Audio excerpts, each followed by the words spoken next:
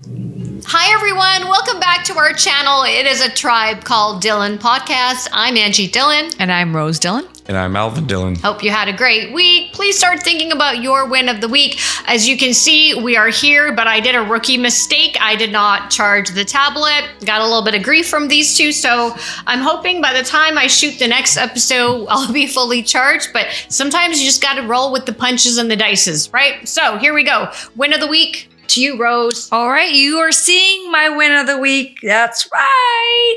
Growing up, Tom and Jerry was one of my favorite cartoons. I loved it. I loved Jerry, always just punking Tom all the time.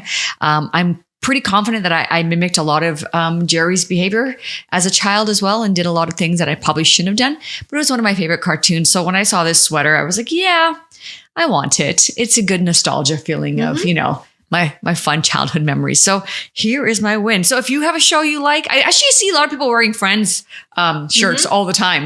And I never got it for the longest time until I saw this one. This took me right back to like early childhood. I love Tom and Jerry. Now, okay. Tom is a cat. Yeah. Jerry's the mouse. And you were saying that you're referencing you did a lot of Jerry's behavior? Yep. Yes, you sure did. Yeah. You're always up to no good. Sure was. You're always mischievous and punking and pranking. And I think it's a perfect outfit to wear for today's segment that we're going to get into. So it's a great transition. Awesome. Over to you, Al, for your win. Okie dokie. Mine is kind of related to a win that I said a few weeks ago. I started this new supplement called AG1, also known as Athletic Greens 1. And it's been pretty amazing. For me, I look at it as almost like a meal replacement in the morning. Instead of having like a bowl of oatmeal and waiting till the afternoon to have my lunch, I will have the AG1 now because they recommend you putting it or taking it on an empty stomach. So I take it and I'm usually pretty full for about a couple hours and I don't need to eat for at least a few hours after that. So I'm finding that's a good meal replacement, but it's actually giving me the energy. I notice I'm more focused, especially at 9 a.m. when you're rolling into the office and you got to be go and you need coffee. Before I have the coffee, I'll just have the AG1 on the way to work. So it takes like an hour to get there. So I'm sipping on that. And then I get there and I usually don't have coffee in the morning now. I'll just have tea and I'll have coffee in the afternoon. But I've noticed a noticeable difference by taking it. The taste is it's not the greatest. So I can't take it more than like 4 or 5 days in a row because it starts tasting kind of weird. Maybe it's just my own taste buds, but I don't like the taste of it. So I take it probably about 4 days a week. And then I cycle it too because I just don't want to get my body getting immune to it. So, but it's awesome. Like I highly recommend it. Yeah, I agree with Al. Yeah, is it the term called piggyback? Is that how you say it? Yep. Okay, so I'm going to piggyback off that. I had 2 other wins that I want to talk about, but I'm going to save them. But I started AG1 too. You both started it. I waited a couple weeks because I had some vitamins that I wanted to finish off. So I wanted to see, is this supplement what you both are saying? I started it on Monday. So this is now, as we're taping it, Saturday. So 6 days ago. And yes, I've noticed a difference as well. I'm just feeling a little bit more grounded. I don't know if that makes sense. Like my feet feel planted. I am experiencing a lot of hormonal changes. I'm at that age, experiencing perimenopausal changes. And I'm finding that this is bringing some mental clarity and some calmness and stillness within my body. Hey, you just said perimenopausal. Whoa, that's pretty bold for you two. But I'll tell you something here. Perimenopausal can happen at any age. I apparently women in their early 30s. Mid 30s, late 30s. It's no longer women in their 50s or late 40s that are experiencing perimenopausal. It's actually now, I don't know if it's just the food, the way we grew up, climate, or is it GMOs and maybe it's global warming and stuff, but things have changed. And I think our bodies are aging quicker than our parents' generation. So we are getting to we're experiencing hormonal issues at ages that we probably normally wouldn't have in the past, maybe 20, 30 years ago. But yes, I am at that age now where perimenopausal is wreaking havoc on my body and my mind. And so every day it is Ange versus Ange. I tell people sometimes when they say to me, hey, are you coming to this event or you come there? And I tell you, I don't know. It's going to be a game time decision. It depends if the hormones are winning that day or if I'm winning that day. So we will actually table an episode dedicated to this because I want to raise awareness on this, but I also want to bring on someone that can educate us on this. I don't want just the three of us, and especially Al, talking to you folks about hormones when He's going to have abundance of testosterone until probably the age of 75. I'm so thankful to be a man. Yes. So I'm on this scout on the hunt, looking for someone that can educate us about perimenopausal symptoms, what it is, how do women of all ages navigate when they start experiencing these symptoms. And if you're listening to us and you're a perimenopausal expert, not a peri sauce expert, please reach out to me. Awesome. Okay, so yes, that's my win. I'm going to take it from you, Al. It is AG1, a game changer. It's expensive. It costs us about $120 Canadian, but it does per month. Yes, per month, and it offsets and it kind of takes off a lot of your multivitamins, B vitamins, vitamin C, probiotics, and all those things that you take. So it's almost like a combination of your vitamins in one. So there is, I know when you think $120, but if you think of what you spend on all the vitamins that you purchase individually, it might be equivalent to 5 or 6 vitamins in one. Mm-hmm. Yeah. I'm still actually adjusting to the fact that I don't have to take the other supplements. Yeah. So sometimes midday, I'm looking for my little that supplement that I carry around that's got your pill container. And I say, I don't need those supplements, I guess. So I'm still adjusting to that. That's a one and done for the day. And I feel really good. Like I feel like I've got my nutrition.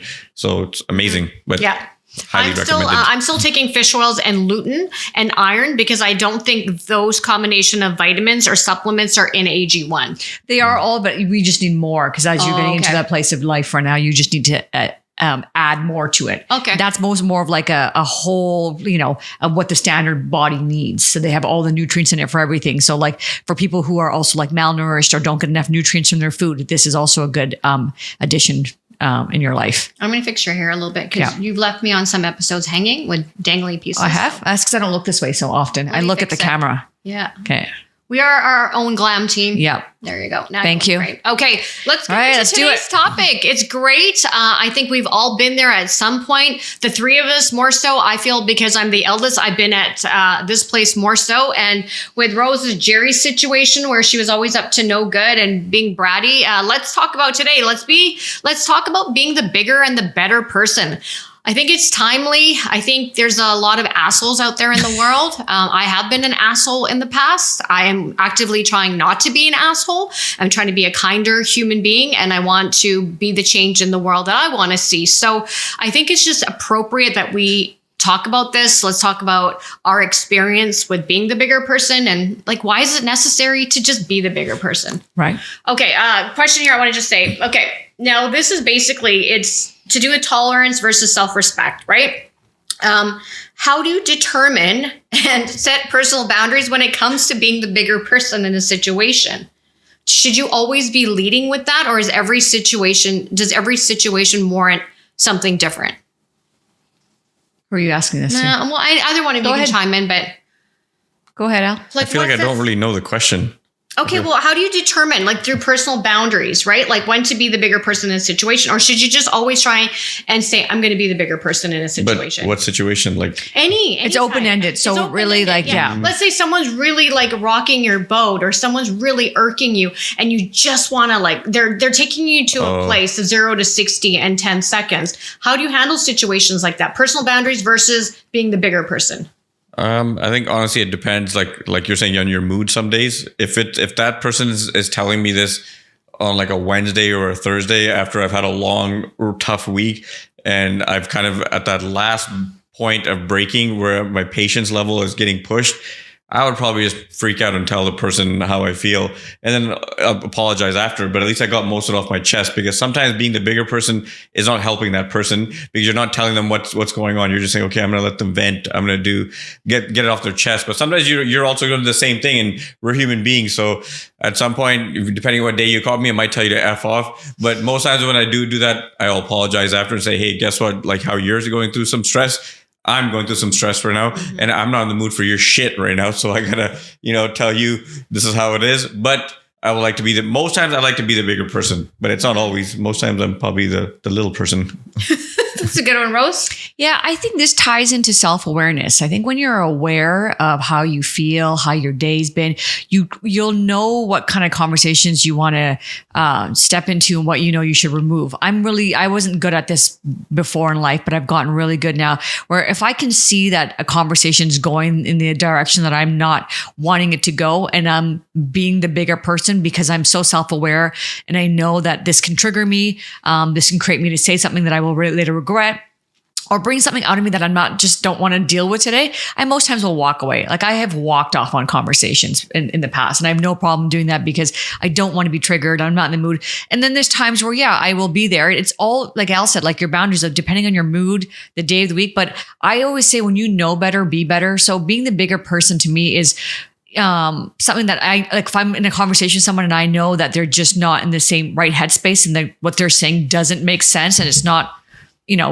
rational. It's like, I can't teach you to be rational, but I can teach myself to be that way. And I can just hold what I have to really say to them. And then maybe when the time is right, come back and have that conversation when the emotions are not flooding. That's a good answer. Yeah. Roses are namaste, Zen queen. No, not with you guys. I'm not with you guys. With you two, I will just lash out. But lash out with you two. That question applies to who are you talking to. If it's your coworkers, you're not going to just freak out no matter what day you're having. You're going to probably go about it in a different way. If it's your relatives or your family, doesn't matter what day you're having. You might just tell them how it is. Yeah. I think this question for me more so as I've gotten older, and of course, as we get older, we hope that we transform and we evolve. When I was younger, I was easily provoked. And that's once again, we're younger, we have our hormones and we don't know how to control our emotions. And I would sometimes, and maybe quite often, let people get the best of me. I've realized now as I'm getting older, and this is another episode that we're going to talk about, is how to control and regain your power. And just know that there's going to be people in life and sometimes in your own inner circle that trigger you. And what I'm starting to pick up now more so is energy. Because you can often tell before a person even walks into the room, you can go somewhere and sense the crowd, the energy, like, hey, I'm not kind of feeling the vibe here, or I am feeling the vibe. So for me, when it comes to being the bigger person, I know usually within 30 seconds of a conversation, which direction this conversation is going. And as they say, I most often know whether I'm going to win the fight or not. And if I ain't going to win the fight, I'm not going to engage and try and be the bigger person. You know what I just do? I just kind of deflect now and I switch the topic because I don't want to lose my power and my energy. And we can't get everyone to that level of, that term now, woke. We can't wake people up unless they want to be woken up. Agreed. So for me, I'm just, the bigger person for me, it's going to be a lifelong struggle and a battle because I mean, now I feel like I'm throwing out my demons out there and people are going to go around provoking me more now. But I used to be very reactive and I'm learning now to be like less is more, silence is king, and to just kind of be more of an observer. And I'll attest to that. You've done a pretty big change there. Like I will say, I've seen people provoke you. Now I'm like, whoa, all right, good for you, Ange. Like, and she's dead sober and she manages this. I don't take the bait no more. We don't play that. Okay, let's talk about tolerance. Okay, there's tolerating stuff and self-respect, right? If they both go hand in hand. And what I want to ask here, at what point do you feel it's important to prioritize your own self-respect over tolerating someone else's behavior, like their bad behavior? Again, I think this comes down to the person, right? Like who it is in your life and how important they are in your life. Because your people, your inner circle really well. So if there's somebody really close, near and dear in your heart, and they just attack you or cross a boundary, they're probably going through something that day. There's something going on in their week or what's happening, and you'll usually cut a lot more slack. But I think that if it's somebody that's not really, really pertinent in your inner circle and they're crossing your boundaries, that's where you really display your self-respect and you let them know that I'm not having this. This is not happening. So, and I'm learning a lot of that from you, especially in work cultures, workplaces, and in my life, I've always been somebody who's not very assertive or stand up, but I'm starting to kind of start saying things like, this is not right. And this needs to change. Mm-hmm. So it's been a slow process for me, but it's something that I'm definitely really looking at expanding more on and letting people know that if you're not part of my inner circle and you think it's okay to talk to me like this, I have a newsflash for you. No, it's not okay.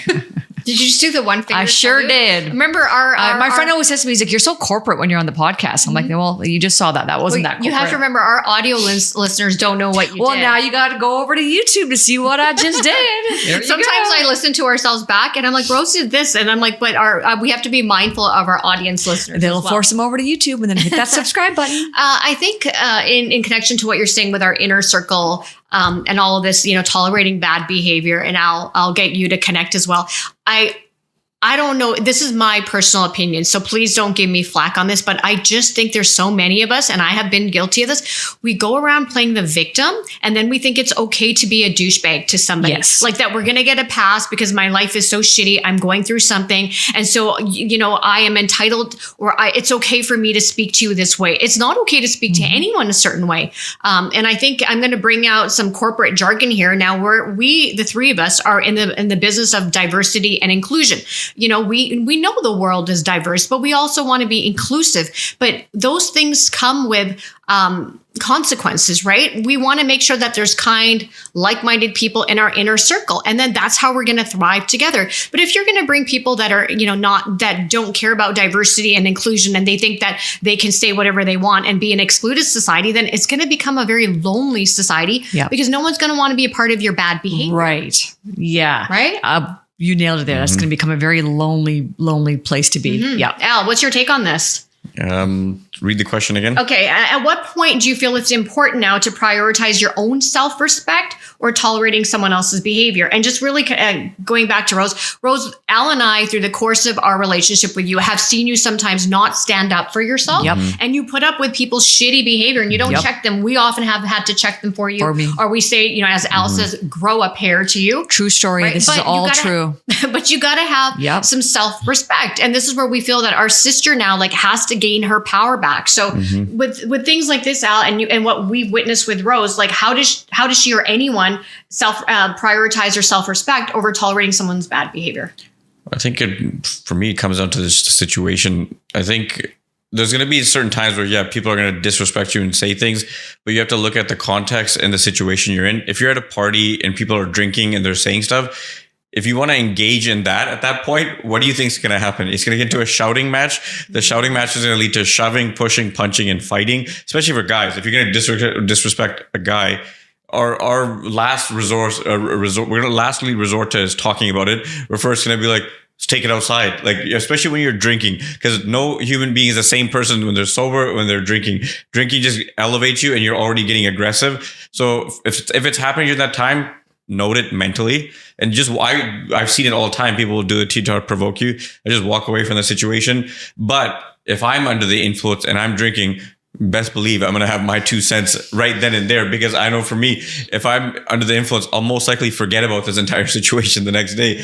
But most times I'm just going to let them say what they want, because if they're in that situation, people around you are seeing what's happening and they're probably aware that, okay, the person that's not talking, the person that's yelling at them, obviously it's going one way. That person's probably dealing with something and they're just freaking out on everybody and taking it out on everybody else.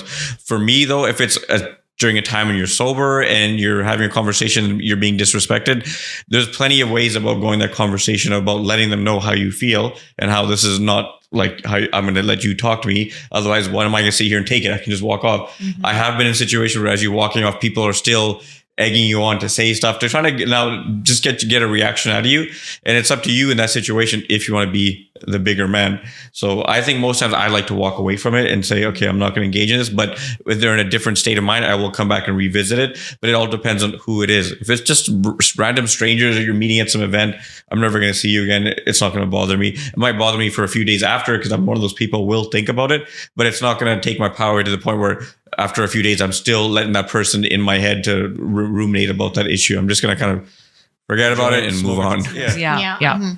I always say a lot of times, we think being the bigger person, a lot of times there's dialogue involved, but a lot of times being the bigger person involves just walking away. Yeah. Like that's where you gain your power. It's just, you don't even engage and don't say anything. And that's when you leave people like, they didn't even talk to me or engage and talk. That is like, takes a lot to get to that level of true ultimate power. Yeah. Sometimes you can see, you just let them vent. They're like, this guy's going to tire out in about 2 minutes here. Just let him keep yelling. I don't know if he's yelling at me anymore or the people around me. Yeah. So you just let him go. And you're like, I'm just going to slowly walk away from this situation. There's been times where I can see things are happening and it's very subtle. You just stand there and slowly, like literally moonwalk your way out of that thing and you're gone. And now you see a whole crowd in that same situation. You know what you just reminded me right now as you were talking, the image of the Roadrunner just came up in my mind. The Roadrunner is always just trying to provoke and do something. Me.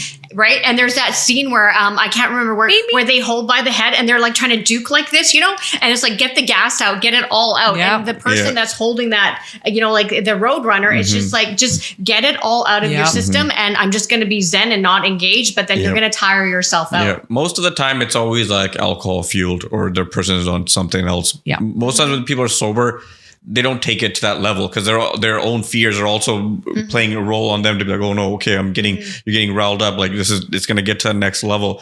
It usually only happens when people are drinking, and most times too, it's not at the beginning of the night. Liquid courage. Yeah, it's at the beginning of the night. It's at the end of the night when now everyone's had too much booze and egos are all over the place, and there's women involved and there's guys involved, and someone's hitting on someone else's husband or wife, and that's where it usually comes down to. And if you leave that party by 12, you're probably going to avoid all that stuff. Yeah. And the other thing is like, we know whether it's like professionally or personally, I think what we have to educate our listeners and our audience now is there's always going to be those instigators, right? It is up to us now to start paying attention to the instigators in our circles, in our corporate environment, in our personal environment, whether you're at the gym, whether you go, there's always that one, couple of people that are always just backhanded compliments. They're egging you on to get a rise or a reaction out of you. And those are the types of people now that I think we have to be more mindful of and say, if it's in your inner circle or if it's at work,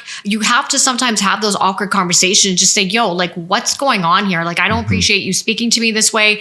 And often the bigger person involves us taking our power and addressing the situation, because I'm guilty of this. I don't like confrontation at all. I don't think anyone does, but there comes a point in your life where you're gonna have to start checking certain people and in certain situations that are just not conducive to your mental health and for your productivity, because they're energy drainers, right? They're energy vampires. And a lot of times being the bigger person involves surrounding yourself with like-minded people that raise, that lift you, that motivate you, that elevate you. And honestly, the circle is getting smaller and smaller. As we're doing our podcast, we're like, damn, it's really hard to get everyone to think like you on that same page, to think bigger, be bigger, and feel bigger. And it's not easy because we all go through our mundane life, and life is hard, life is difficult. And to be the bigger person, sometimes you're like, just roll over and leave me alone. But it's just, we all have to play that part in, like,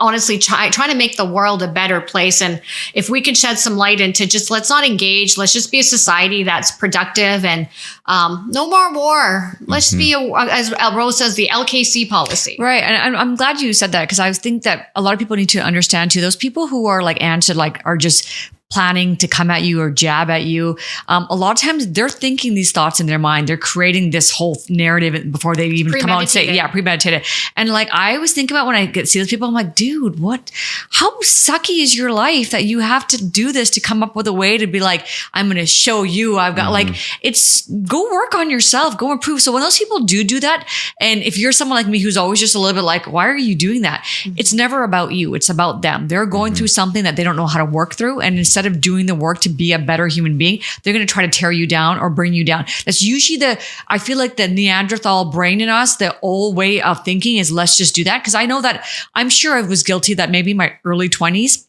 it's been a very long time since I've ever tried to do that. And I don't never intentionally ever wanted to go out of my way to do that to somebody, but I'm sure if I've been in a conversation where they're trying to size me up, then I'll come back with it. But as I've gotten more wiser over the years, I've really learned that behavior is really something that is very juvenile and something that we have to evolve ourselves out of. So I had said this on a previous episode, and I was kindness is an evolved state of being. It's not in our organic nature to be this way, because I think we were survival. And now that we're not survival, we have so much more freedom. And that's when the freedom comes to self-improve and be a better version of yourself.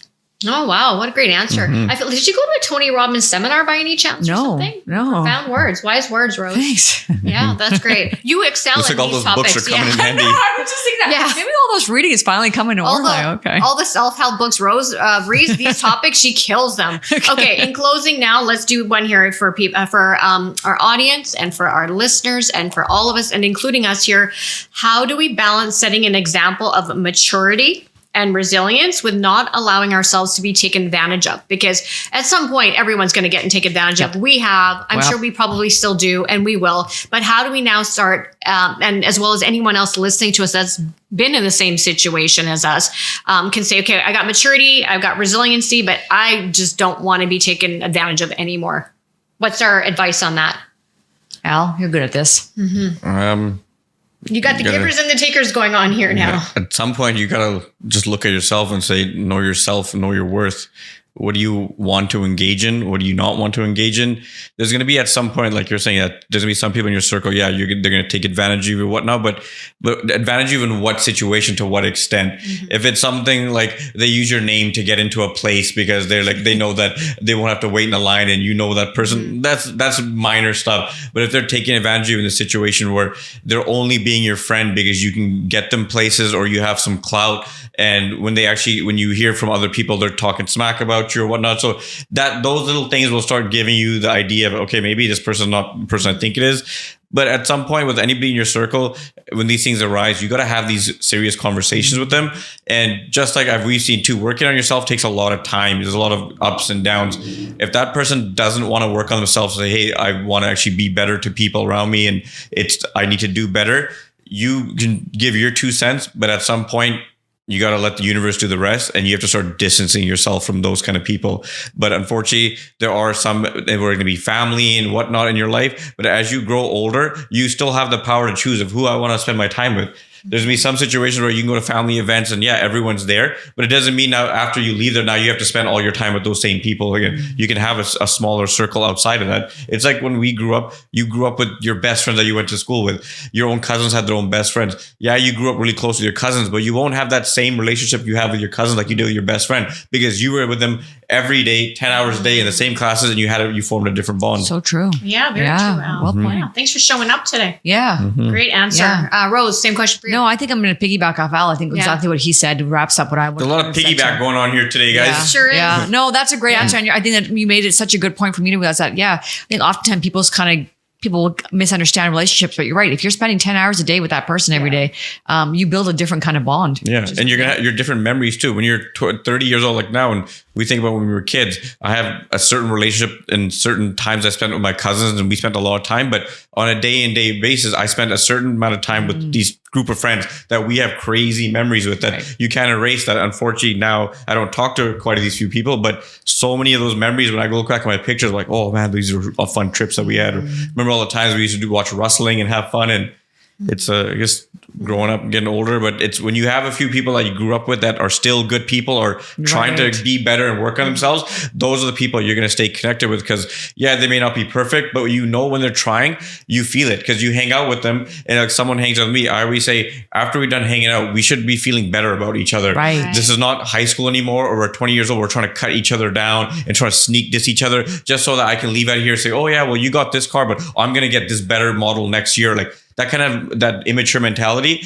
That's not what I'm about, man. Like life is hard enough. I wake up every day sometimes and I'm like, holy shit, we're going to do this again. Like, and then you wonder, like after you've done ayahuasca, you say, I get why, unfortunately, some people want to get to that side sooner than later. Yeah. My take in closing here, I want to say for maturity and resiliency, this is honestly the first time in history that all of us, each of us, have access to so much information, free information on the internet. So I like to table being the bigger person. It involves having a great sense of emotional intelligence. When you get to that level and you're so self-aware of your own emotions, you can control your emotions and not let a situation dictate where your emotions go. That is the true essence of being the bigger person. So for the first time now, we can go listen to any podcaster and you can find a therapist, Dr. Gabor Mate, that talks about, trauma. There are so many people right now globally that are addressing this. Lewis Howes is another one. Stephen Bartlett. They bring on these amazing guest speakers, and we get to learn from them. Right. So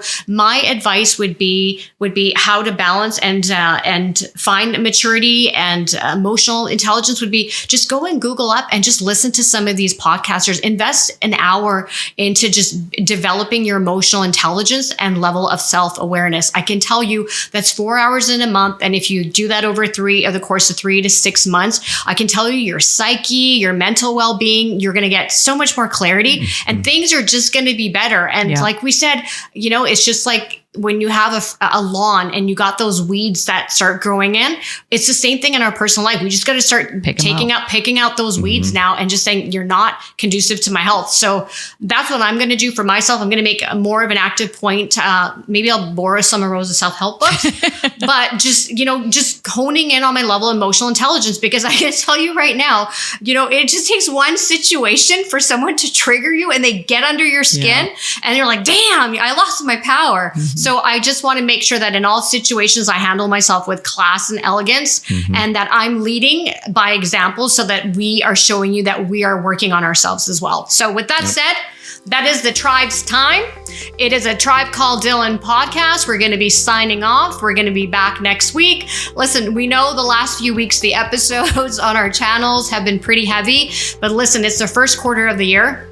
We got some heavy stuff that we just want to get off our chest. We promise you the year is going to be amazing. We're actually actively working on lining up some amazing guests. So you're not just hearing and listening to all three of us. You're going to get a different perspective on a subject or on a given topic. So with that said, we wish you an amazing week. Please, I ask you, as our family is growing bigger and you're joining the journey with us, please hit that subscribe button on all of our social channels on YouTube, Spotify, Apple Podcasts. We love your support. And you know what? This is why we show up every week, because you're growing with us. And together, we're going to be bigger and better. Until next week, friends and family, take care of yourself. It's a Tribe Called Dhillon podcast signing off. Bye.